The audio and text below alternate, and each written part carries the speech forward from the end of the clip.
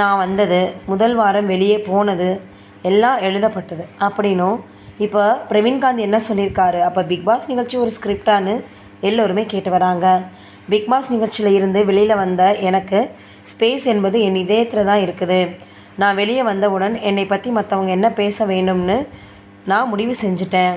Big pass நிகழ்ச்சியின் போட்டியாளராக பங்கேற்றிருந்த நடிகரும் இயக்குனருமான பிரவீன்காந்தி ஒரு வாரத்தில் வெளியேற்றப்பட்ட நிலையில், நான் உள்ளே போகும்போது என்ன எழுதப்பட்டதோ அதன்படி தான் நடந்திருக்குன்னு நேர்காணலில் தெரிவிச்சிருக்காரு.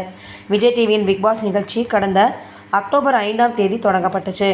கடந்த 8 சீசன்களில் இல்லாத அளவுக்கு இந்த சீசனுக்கு சமூக வலைதளங்களில் ஆதரவும் இருந்தது, எதிர்ப்பும் இருந்துச்சு. அதிகமாக இருந்த நிலையில் இந்த நிகழ்ச்சியை தடை செய்யணும் கூட நிறைய பேர் முயற்சி பண்ணாங்க. ஆனாலும் பிக் பாஸ் நிகழ்ச்சியில் தினமும் என்ன நடக்குதுன்னு மிகப்பெரிய அளவில் சமூக வலைதளங்களில் வைரலாகி வருது. இந்த நிகழ்ச்சியில் பங்கேற்றிருந்த இயக்குனரும் நடிகருமான பிரவீன்காந்தி தான் வெளியேறியது குறித்தும், நிகழ்ச்சி ஒரு வாரத்தில் தான் என்ன கற்றுக்கிட்டேன் அப்படின்றத குறித்தும் பேசியிருக்காரு. பிஹைண்ட் வுட்ஸில் இவர் மிகப்பெரிய அளவில் பார்த்திங்கன்னா அடுத்ததாக கொண்டாடப்படுவார் அப்படின்ற மாதிரி சொல்லி வந்துட்டுருக்காங்க.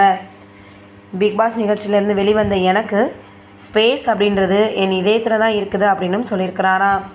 என்னடா இது, இவர் இப்படி பேசியிருக்கதை பார்த்தா அப்போ எழுதப்பட்ட ஸ்கிரிப்ட் தானான்னு எல்லோருமே டவுட்டாக கேட்டு வந்துட்டுருக்காங்க.